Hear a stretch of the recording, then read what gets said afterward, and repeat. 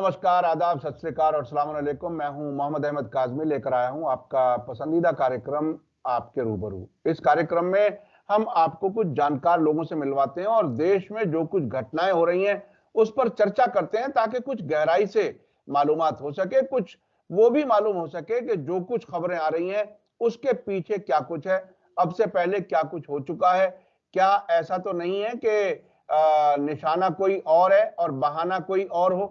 बिल्कुल ऐसे सूरत हाल है इस वक्त। मुल्क के जो वाकयात हैं वो हर दिन बेचैनी बढ़ाने वाले नजर आ रहे हैं। राजस्थान के जुनैद और नासिर को किस तरह से गाड़ी जला करके कत्ल किया गया और उसमें फिर क्या क्या पुलिस और जो हिंदू ऑर्गेनाइजेशन है उनकी तरफ से क्या कुछ कहा जा रहा है। उसके अलावा एक बहुत ही अजीब किस्म का बयान आया है बेंगलोर कर्नाटक से। प्रमोद मुतालिक का, जो श्री राम सेना के सरबराह हैं, अध्यक्ष हैं, वो ये कह रहे हैं कि मुसलमान लड़कियों की जिंदगियां तबाह करो। अगर एक हिंदू लड़की को तबाह किया जा रहा है मुसलमानों के जरिए, तो आप 10 लड़कियों को तबाह करो। ये कोई इंसान तो शायद ऐसा नहीं कह सकता। इसके अलावा साध्वी प्राची, जो बहुत ही हार्डलाइन अपने बयानों के लिए मशहूर हैं, उन्होंने कहा है कि हिंदू लड़कियों को चाहिए कि अपने पर्स में चाकू रखें, ना कि लिपस्टिक। क्या कुछ है। इसके अलावा एक बागेश्वर धाम के नाम से जो मशहूर हुए धीरेन्द्र कुमार शास्त्री, उनके भाई ने क्या कुछ किया है। योगी आदित्यनाथ ने कुछ हथियारों के फैक्ट्री, उसके रास्ते पे सड़क बनने के उद्घाटन में कहा कि यहां जो हथियार बनेंगे ये तोप गरजेंगी तो पाकिस्तान गायब हो जाएगा। यानी मुसलसल हर बयान से ऐसा लग रहा है कि ज्यादा से ज्यादा प्रोवोक करने की जरूरत है। लेकिन हम इसमें समझने की कोशिश करेंगे कि क्या वाकई मुसलमान ही टारगेट है या मामला कुछ और है।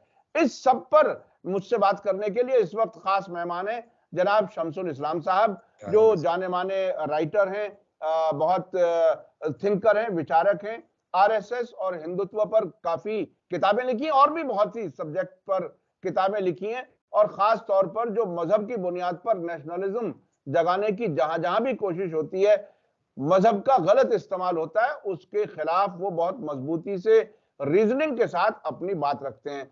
दिलचस्प और खास बात यह है कि शमसुल इस्लाम साहब हमेशा जब भी बात करते हैं बहुत ही तैयारी के साथ और सबूतों के साथ करते हैं। आप लोग उन्हें बहुत पसंद करते हैं। आइए बात करते हैं। शमसुल इस्लाम साहब, वेलकम है आपका मीडिया स्टार वर्ल्ड को आपने वक्त दिया। आप ये बताइए कि ये जुनैद और नासिर का वाकया हो गया, उससे पहले हम कितने वाकयात देख चुके हैं मॉब लिंचिंग के, काउ विजिलेंटे के नाम से, और किस किस तरीके से लोगों को कत्ल किया जा रहा है। अचानक कोई निकलता है और उसको कहीं भी भीड़ इकट्ठा होकर के मार देती है। क्या हम किसी इंसानी माशरे में रह रहे हैं या क्या हो गया है हमारे पूरे देश को, क्या है ये? जी, काज़मी साहब बहुत बहुत शुक्रिया, और सब तमाम सुनने वालों को मीडिया स्टार वर्ल्ड के तमाम वो सलाम मेरी तरफ से भी जिनका जिक्र काज़मी साहब ने किया।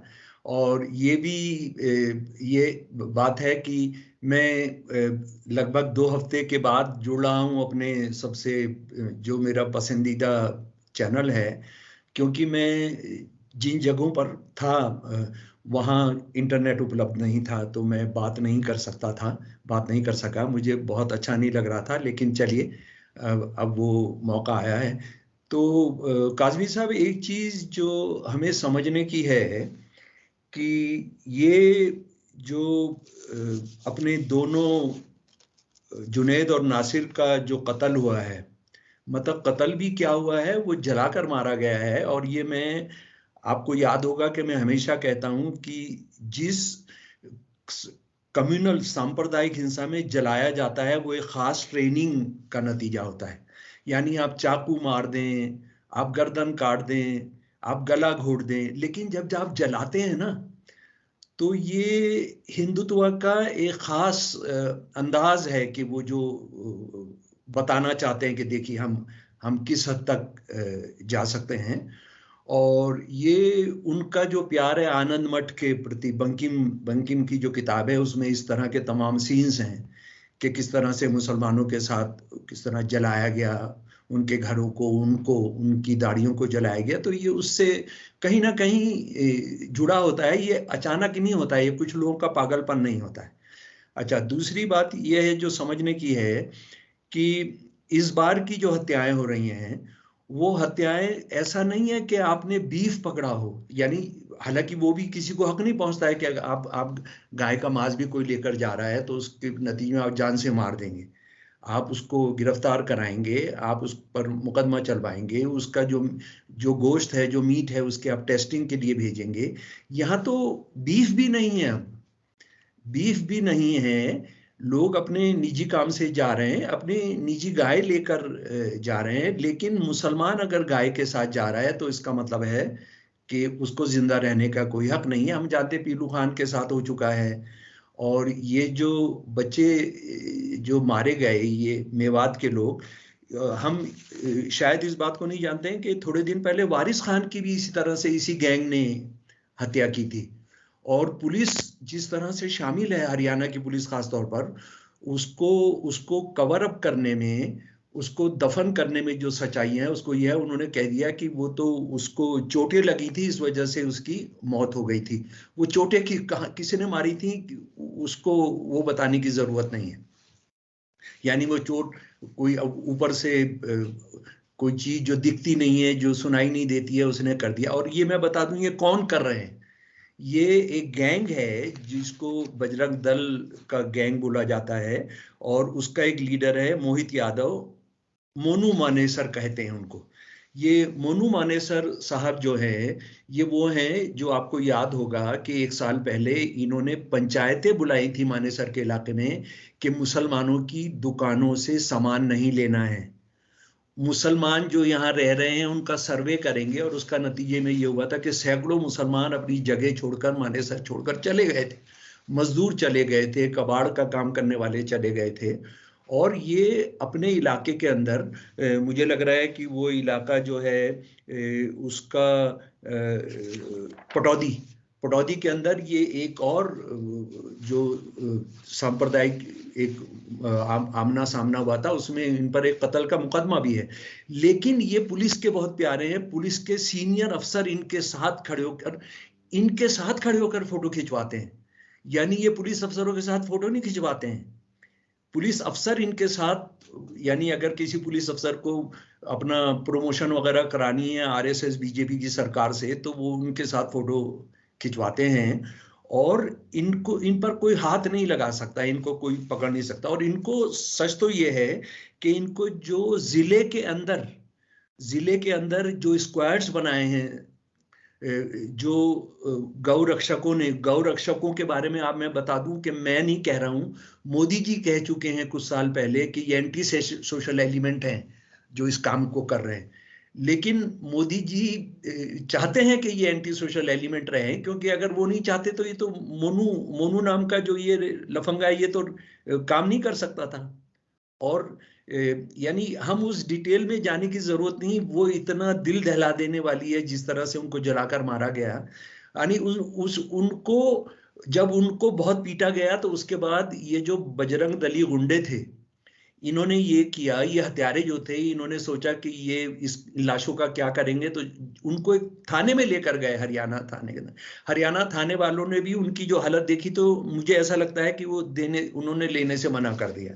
फिर उसके बाद इनको बॉडी डिस्पोज ऑफ कैसे करेंगे, बॉडी डिस्पोज ऑफ करने के लिए इनको यही तरीका समझ में आया जो उनका प्रिय तरीका है कि आप इनको जला दिया जाए गाड़ी के साथ या गाड़ी के बिना, तो सारे सच निकल कर सामने आएंगे। लेकिन एक बात ये बिल्कुल तय है कि ये जो गुंडे हैं, ये हरियाणा सरकार और हरियाणा पुलिस के संरक्षण के बिना नहीं कर सकते। और मैं तो ये कह रहा हूं बराबर इस वाक्य के बाद और इससे पहले भी कि हरियाणा की पुलिस को भंग कर देना चाहिए। हरियाणा का जो पुलिस का डिपार्टमेंट है, आपने उसको खत्म कर देना चाहिए, उसको अंग्रेजी में शब्द कहते हैं डिसबैंड कर देना चाहिए। और ये पूरा जो शहर है और पूरा हरियाणा शहर जो है वो बजरंग दल को दे देना चाहिए, बजरंग दल को दे देना चाहिए, क्योंकि सब कुछ तो वही चला रहे हैं। ये वो शख्स है जो सबसे आगे रहा है, जो सरकार ने मुसलमानों को जुमे की नमाज पढ़ने के लिए 50 से ज्यादा जगह दी थी, सरकार ने दी थी। हरियाणा सरकार ने दी थी, आरएसएस बीजेपी की सरकारों ने, वहां पर ये नमाज नहीं होने दिया इस गैंग ने। और मजे की बात यह है कि हरियाणा सरकार ने फिर उस आदेश को वापस लिया। एक एक गुड़गांव के बारे में एक चीज समझ लीजिए, मुसलमान जो प्रैक्टिसिंग मुसलमान हैं उनकी एक त्रासदी ये है कि एक ये सारी दुनिया का एक मिलेनियम सिटी बना है, इसमें हजारों लाखों की तादाद में सब जगह से लोग काम करने आए हैं, बढ़ई, लोहार, वेल्डिंग का काम करने वाले, ड्राइवरी करने वाले, इसमें से बहुत मुसलमान हैं। लेकिन आजादी के बाद से गुड़गांव के अंदर कोई मस्जिद की जगह अलॉट नहीं हुई है, कोई कब्रिस्तान की जगह अलॉट नहीं हुई है, बल्कि अगर कोई मस्जिदें वो एक्सटेंड भी कर रहे थे तो उनको बनाने नहीं दिया गया है, उनको पूरा नहीं करने दिया गया है, तो सड़क पर नमाज पढ़नी होती है। जुमे के दिन वो काम पर होते हैं तो सड़क पर नमाज पढ़ने आते हैं, तो और उनको किस तरह से पिटाइयाँ, किस तरह से वहाँ वहाँ पूरा लोग गंद मचा देंगे, पानी छोड़ देंगे, ये सब कर देंगे। और एक गुरुद्वारे ने वहाँ कहा था कि हम परमिशन दे देंगे, आप आकर पढ़िए। एक यादव परिवार था, बहादुर परिवार, उसने कहा कि मैं अपने जो गोदाम है वो खोल दूंगा, लेकिन उसके खिलाफ कितना कितना दबाव डाला गया कि वो सिख संगठन और उनको यादव जो परिवार था उनको भी अपना वो जो ऑफर था वापस लेना पड़ा। तो ये जो गाय के नाम पर हो रहा है, इसको हमने जरा इस तरीके से समझना है कि मान लीजिए हम ये मान रहे हैं कि आज जो आप कह रहे हो कि गौ माता है, और गौ माता है और गौ माता पूजने लायक है, और हम उसको कोई भी नुकसान और कोई भी उसका अपमान और उसकी हत्या तो हम बर्दाश्त ही नहीं करेंगे।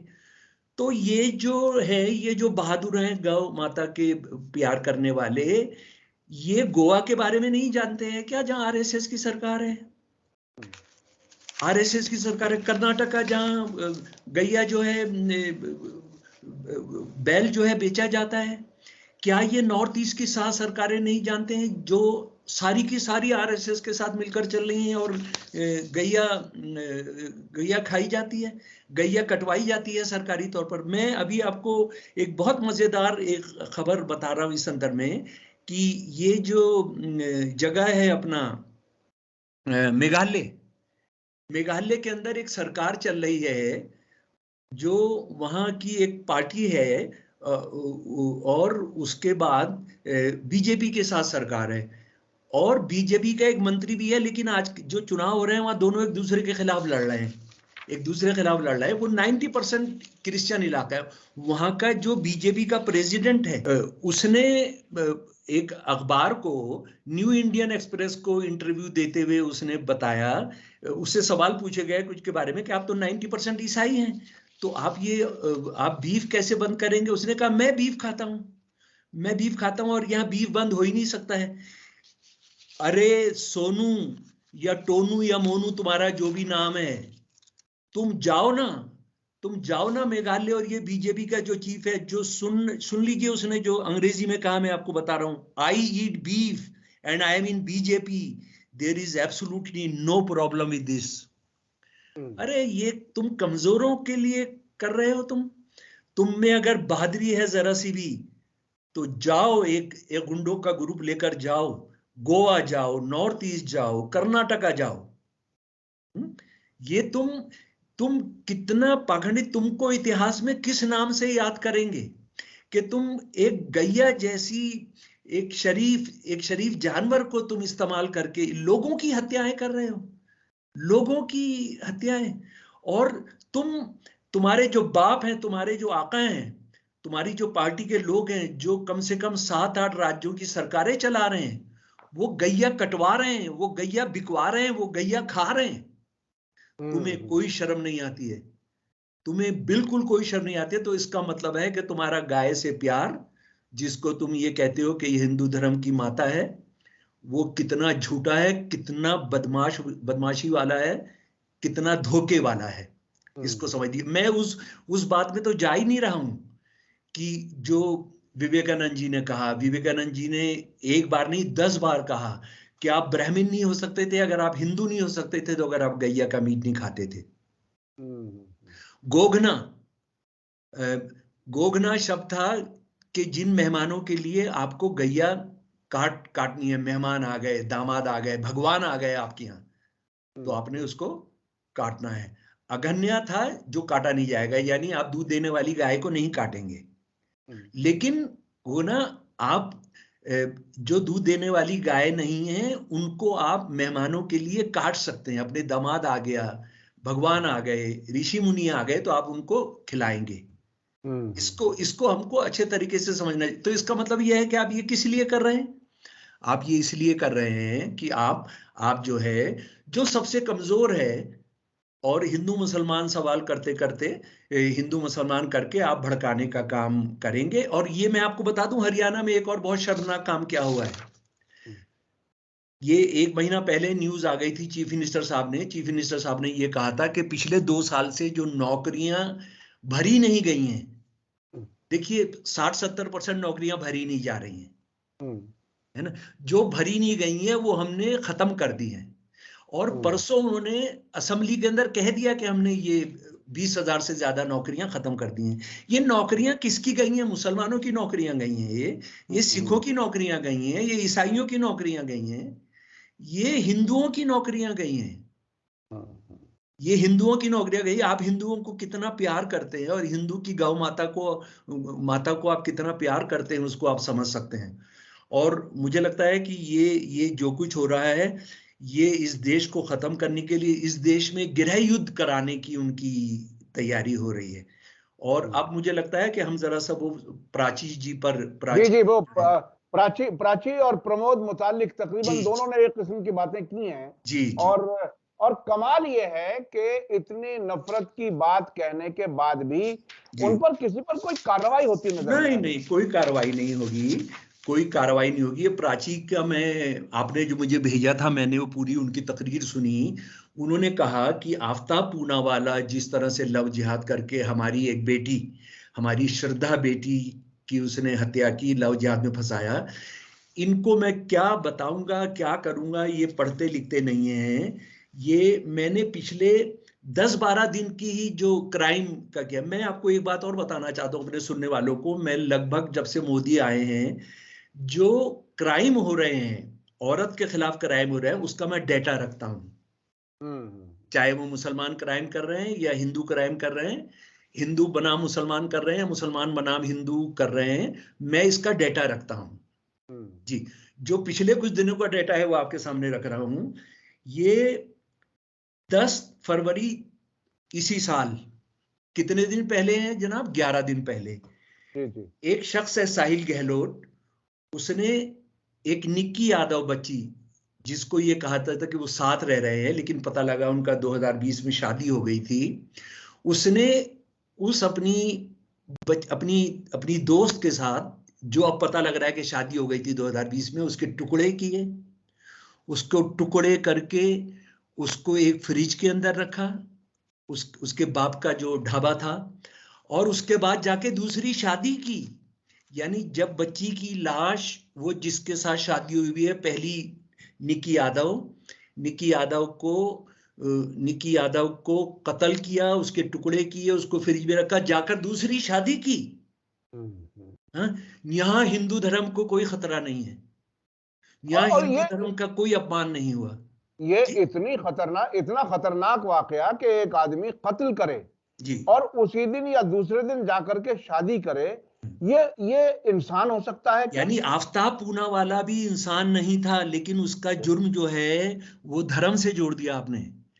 इसके नताइज क्या होंगे काज़मी साहब, जरा हम उस पर बात करेंगे, इसके नताइज क्या होंगे। देखिए ना, उसके बाद अभी 2 दिन पहले रोहिणी के अंदर एक मोहित नाम के बंदे ने एक महिला के साथ रहता था, मोनिका, उसको जलाकर मार दिया। और उसको अपने जो डबल बेड के अंदर, जो बॉक्स वाला बेड होता है, उसके अंदर उसकी लाश को रख दिया। उसके बाद जरा बंबई आ जाइए, बंबई जहां आरएसएस और बीजेपी के बजरंग दल ने मिलकर लव जिहाद के खिलाफ बहुत बड़ी रैली निकाली थी। जब ये मुसलमान दलाल मिल रहे थे, मुसलमानों को नेता कहने वाले, वो 3-4 इंटेलेक्चुअल जो हैं, और वो ये जमात इस्लामी और जमीयत उलमा हिंद के दोनों जो गैंग हैं, दोनों उनके लोग जो मिल रहे थे, उसके फौरन बाद, उसके 2-3 दिन के बाद उन्होंने निकाली थी। वहां पर हार्दिक शाह ने अपनी साथ जो रहने वाली महिला थी, मेघा तोरवी की हत्या की। मोदी तौरवी की हत्या की, उसके बाद भागने का पैसा नहीं था तो उसने कबाड़िए को बुलाया, कबाड़िए को बुलाकर अपना सारा सामान बेचा, लेकिन अपना पलंग नहीं बेचा जिसके अंदर उसने इसकी लाश को रखा हुआ था। यहां पर भी हिंदू धर्म को कोई खतरा नहीं होता है। हिंदू धर्म की लड़की की इज्जत और उसका जो सम्मान है उसका कोई कुछ नहीं होता है। आप जो है रोहिणी जब मोहित जलाता है तो वो कोई हिंदू धर्म का कुछ अपमान नहीं होता है ना। ये साहिल गहलोत जो शायद जानवर और हैवान भी नहीं करेंगे, जब वो काम करता है तो हिंदू धर्म को कोई खतरा नहीं है। हिंदू धर्म को खतरा तब होता है जब वो क्रिमिनल कोई मुसलमान होता है, और इसका जो नतीजा निकलेगा इस देश के लिए काज़मी साहब, मैं वो बताना चाहता हूं। नतीजा ये निकलेगा, मुसलमान तो 14% है, 13.5% है। वो आपको कहीं नौकरी के अंदर, बिजनेस के अंदर कहीं आपको दिखते नहीं है। तो आप जब उनके खिलाफ हिंसा के आप आदी हो जाएंगे तो आप किसको बख्शेंगे?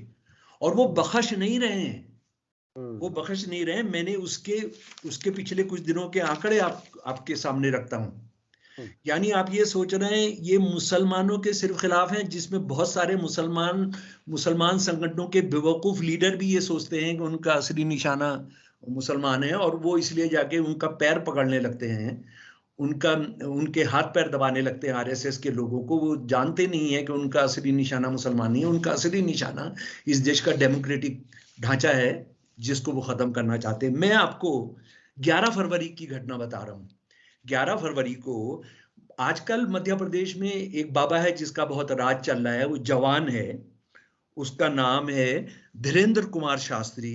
ये पीठाधीश हैं लॉर्ड हनुमान टेम्पल बागेश्वर धाम के, और ये क्या क्या दावे कर रहे हैं, क्या क्या झूठ बोल रहे हैं, क्या क्या चमत्कार दिखा रहे हैं, क्या क्या करतब दिखा रहे हैं कि उनको एक पूना का एक अंधविश्वास के खिलाफ एक संगठन है, उनको पकड़ लिया।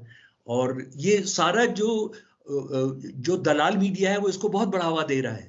बहुत ये दलाल मीडिया है वो इसके पैर छूने लगते हैं, जो एंकर है वहां पर इसके पैर छूने लगते हैं। तो खैर जनाब, ये अभी भी हाल के अंदर ही इसने एक यज्ञ किया है, महायज्ञ किया है हिंदू राष्ट्र बनाने के लिए। भारत हिंदू राष्ट्र बनाएगा तो सीधा इसका आरएसएस से संबंध होगा। और इस यज्ञ में कौन कौन गया है जरा मैं आपको बताना चाहता हूं। शिवराज चौहान गए हैं, कमलनाथ गया है, ये कांग्रेस का जो अध्यक्ष है।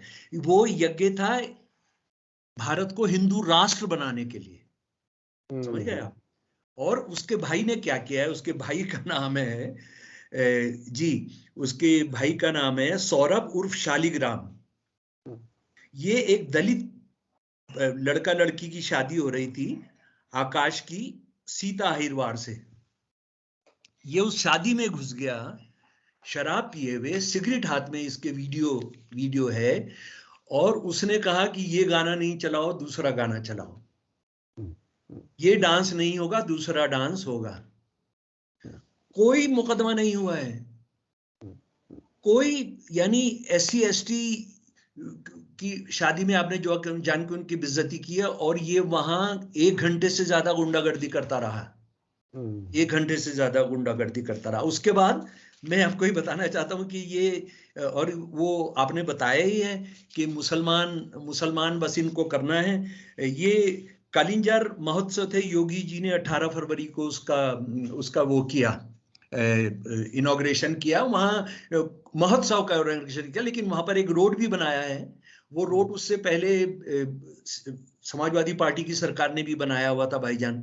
तो खैर वो उसको हम ये कहते हैं अपना बांदा वगैरह के इलाके से आया है। तो उसमें कोई हथियार की फैक्ट्री का इनॉग्रेशन नहीं कर रहे थे वो वहां, लेकिन उन्होंने बताया ये जो रोड बना है, जब इस इलाके में, बुंदेलखंड का इलाका है जनाब ये, जब बुंदेलखंड के इलाके में वहां हथियार बनाने की कुछ फैक्ट्रीज लगाई गई होंगी, अभी लगी नहीं है। यहां मैं कोट कर रहा हूं उनको, वहां की बनी तोपें जब गरजेंगी तो पाकिस्तान अपने आप गायब हो जाएगा। अच्छा, मजे की बात यह, पाकिस्तान तो वैसे ही गायब होने के कागार पर है, वो तो पाकिस्तान के नेताओं ने ही कर दिया, उसमें तो बाहर से किसी को करने की जरूरत नहीं। लेकिन इस बंदे को, ये हृदय सम्राट को, मोदी साहब के राइट हैंड को, पता नहीं राइट हैंड अमित शाह है या लेफ्ट हैंड कोई है, ये इस बंदे को चीन याद नहीं आ रहा है, हजारों मील की जमीनें खा गया है, हड़प किया हुआ है। हमारे सैकड़ों हमारे सैनिकों को मारा है। सन 1962 के अंदर इसने कितने हजार हमारे सैनिकों को शहीद किया। इसको चीन याद नहीं आ रहा है बाबा को, इसको मुसलमान याद आ रहा है, पाकिस्तान याद आ रहा है।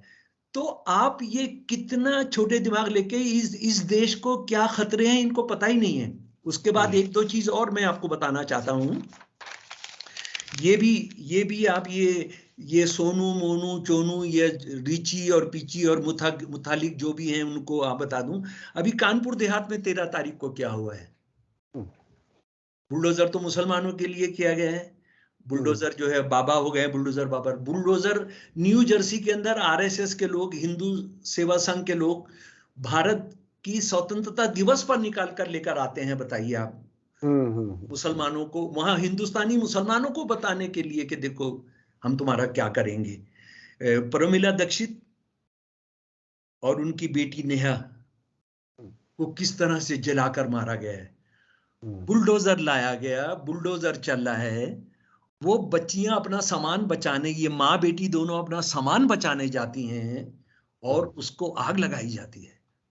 बुलडोजर रोका नहीं जाता है, वो चिल्ला रहे हैं। उनके नेहा, प्रमिला दीक्षित के पति और नेहा के पिता कृष्णा गोपाल दीक्षित, उनके बेटे दोनों चिल्ला रहे हैं कि मत करो, रोक दो। नहीं रोका गया, वो दोनों को जलाकर मारा गया। मतलब अभी इस पर तहकीक हो रही है, लेकिन कैसे जले। और उसके बाद, और उससे भी शर्मनाक सुनिए, जब उनका बेटे ने विरोध किया, वो शिवम जो बेटा था, उधर माँ बेटी जल रही हैं, उधर पुलिस वाले इनकी इतना जबरदस्त पिटाई की है, इतनी जबरदस्त पिटाई की है इनकी कि उसका आप अंदाजा नहीं कर सकते। उसका वीडियो उपलब्ध है। उसके बाद आप हरियाणा का मैंने आपको बताया कि 2 साल से जो नौकरियां नहीं थी, 20,000, उसको आपने खत्म ही कर दिया है। उसके बाद जेएनयू के अंदर कल हिंदू धर्म के रक्षकों ने एक फिल्म नहीं चलने दी है, जाने भी दो यारों। सबने देखी है, हमने सबने देखी है, कैसे करप्शन के खिलाफ एक फिल्म है। जेएनयू स्टूडेंट्स यूनियन इस फिल्म को दिखाना चाह रही थी, उसको दिखाने नहीं दिया गया, पिटाई की गई है लोगों की वहां पर। अच्छा, और ये हिंदू मुसलमानों के जो इश्क की बात है, लव जिहाद की, मैं इन जाहिलों को, इनको जाहिल कहना भी, असल में हिंदुत्ववादियों को जाहिल कहना भी जहालत की बेइज्जती होगी। मैं इनको बताना चाहता हूं कि एक बड़ा प्यार का, इश्क का किस्सा हुआ है। इकरा जीवनी, एक हैदराबाद सिंध पाकिस्तान की बच्ची थी, उसको एक इश्क हो गया हिंदुस्तान के बच्चे से, हमारे देश के मुलायम सिंह यादव। ये 2 साल से चल रहा था। और उसके बाद इकरा जीवनी ने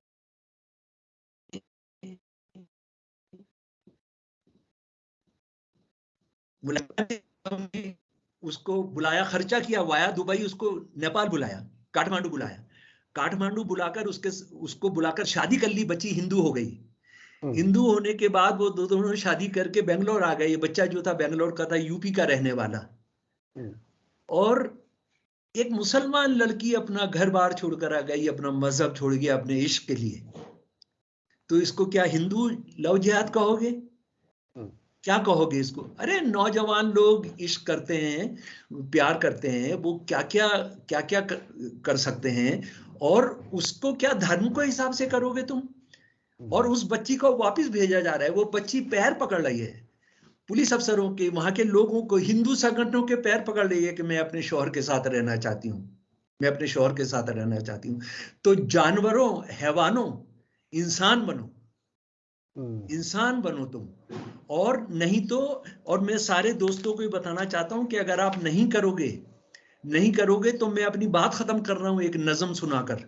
एक मार्टिन न्यूमिलियर, एक पादरी थे जो हिटलर के खिलाफ जबरदस्त तरीके से लड़े और उनको जेल में डाला गया, लेकिन वो जेल के अंदर बच गए। और उस बीच में जब जर्मनी को आजाद कराया गया रूसी सेना के जरिए, तो इनको जेल से बाहर लाया गया। लेकिन उन्होंने जेल के अंदर एक नज्म लिखी थी कि अगर सब लोग जुटेंगे नहीं फांसीवाद के खिलाफ, हिंदुत्व के खिलाफ, उन्होंने तो नहीं कहा था मैं आज उस नज़म को उस पर लागू करूंगा, उनसे माफी चाहते हुए, कि उन्होंने लिखा था कि अगर हम एक नहीं होंगे तो बहुत बुरा होगा। उन्होंने कहा था कि कम्युनिस्ट को पहले उन्होंने मारा, फिर कैथोलिक्स को मारा, फिर प्रोटेस्टेंट को मारा, फिर मजदूरों को मारा, सबको अलग अलग मार दिया, और उसके बाद जो आखिर में जो हम बचे तो वो कोई बचाने वाला नहीं था। मैंने उसका जो भारतीयकरण किया है, अपने देश के हिसाब से किया है, वो सुन लीजिए। पहले वह आए कम्युनिस्टों के लिए, मैं ये हिंदुत्व गैंग्स गुंडों के बारे में कह रहा हूँ, हाँ, ये फांसीवादी लफंगों के बारे में कह रहा हूँ। पहले वो आए कम्युनिस्टों के लिए, और मैं कुछ नहीं बोला क्योंकि मैं कम्युनिस्ट नहीं था। कम्युनिस्टों के साथ उनको, ये आप जानते हैं कि अर्बन नक्सल और क्या क्या कह के सारे लोगों को जेलों में डाला है। फिर वे आए ट्रेड यूनियन वालों के लिए, और मैं कुछ नहीं बोला क्योंकि मैं ट्रेड यूनियन में नहीं था। सारे लेबर कानून खत्म कर दिए हैं, हड़ताल पर पाबंदियां लगा दी हैं। फिर वे आए किसानों के लिए, और मैं कुछ नहीं बोला क्योंकि मैं किसान नहीं था जी। फिर वे आए मुसलमानों के लिए, और मैं कुछ नहीं बोला क्योंकि मैं मुसलमान नहीं था। फिर वे आए सिखों के लिए, और मैं कुछ नहीं बोला क्योंकि मैं सिख नहीं था। फिर वो आए ईसाइयों के लिए, और मैं कुछ नहीं बोला क्योंकि मैं ईसाई नहीं था। आप जानते हैं मेरे प्यारे दोस्तों, कितने ईसाई चर्च गिराए जा रहे हैं मध्य प्रदेश के अंदर, छत्तीसगढ़ के अंदर, बिहार के, मध्य प्रदेश के अंदर, यूपी के अंदर। अब वो प्रेयर नहीं कर सकते हैं, और आखिर में फिर वे मेरे लिए आए, ये मैंने ओरिजिनल उनका लिया है। और फिर वे मेरे लिए आए, और तब तक कोई नहीं बचा था जो मेरे लिए बोलता। मेरे प्यारे हिंदुओं, मेरे प्यारे मुसलमानों, मेरे प्यारे सिखों, मेरे प्यारे ईसाइयों, मेरे प्यारे मजदूरों, मेरे प्यारे किसानों, मेरे प्यारे बुद्धिजीवियों, इंटेलेक्चुअल्स, आप समझ लीजिए आप अलग अलग करके मार दिए जाएंगे अगर आप एक नहीं होंगे तो। आप ये सोचते हैं कि अभी तो वो निशाना है, ये सब आएंगे क्योंकि इन्होंने कुछ 2-3 परिवारों की सेवा करनी है। इन्होंने सबको खत्म कर देना है, इन्होंने जुडिशरी को खत्म करना है, इन्होंने पुलिस को पहले ही खत्म कर दिया है, जुडिशरी को काफी हद तक खत्म किया, लेकिन कुछ बचा हुआ है। अगर जनता एक नहीं होगी तो ये गुंडे बजरंग दल के, ये हिंदू विश्व परिषद के गुंडे, ये इनका इस देश से कोई ताल्लुक नहीं है, ये इस देश को खत्म करने वाले हैं, और आरएसएस उसका सरगना है। आरएसएस दुनिया का सबसे बड़ा आतंकवादी संगठन है, और मैं खुला चैलेंज करता हूं, मैं आपके चैनल के माध्यम से कहता हूं, जहां पर भी चाहे मेरे साथ बहस कर सकते हैं। मैं सिर्फ उनके दस्तावेज लेकर आऊंगा, उनके खिलाफ का लिखा हुआ कोई दस्तावेज लेकर नहीं आऊंगा। सिर्फ उनके जो criminal, anti national, anti humanity दस्तावेज है वो लेकर आऊंगा। मेरी चुनौती है।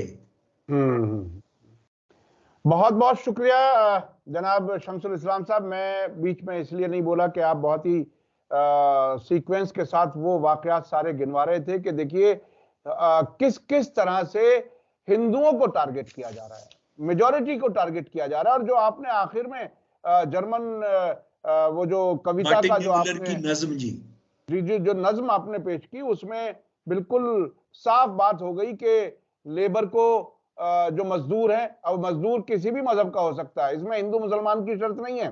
किसान हर मजहब के लोग हैं, वो पहले ही टारगेट किए जा चुके।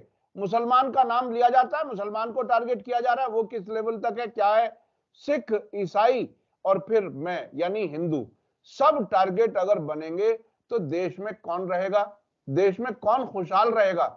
हालत ऐसी लग रही है कि कोई भी इंसान अब अगर मुस्कुराता हुआ नजर आए, शायद सरकार इस नजर रखती है कि ये मुस्कुरा क्यों रहा है, इसकी खुशी किसी तरह से छीन लो, ताकि इसे एहसास हो कि सरकार हमारी है।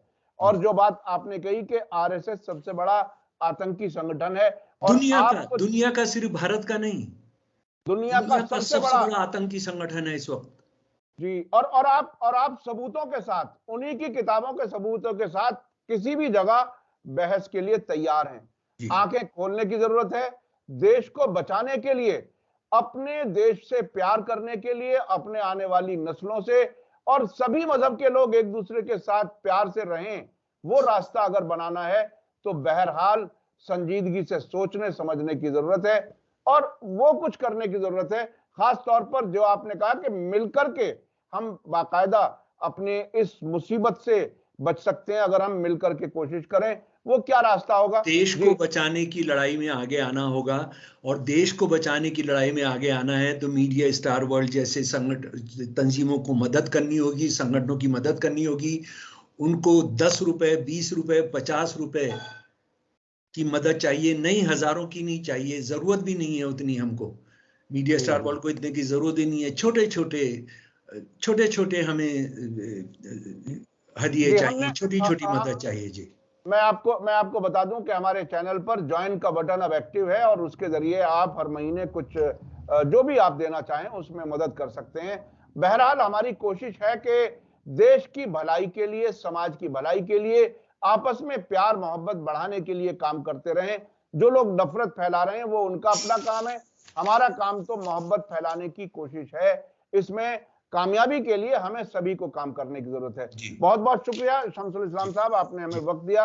आपने अपने तमाम मुश्किलात के बावजूद, इंटरनेट के गैप के बावजूद आपने बहरहाल जैसे ही अवेलेबल हुआ आपने हमें वक्त दिया, उसके लिए बहुत बहुत शुक्रिया। इसी के साथ मुझे दीजिए इजाजत। धन्यवाद, शुक्रिया।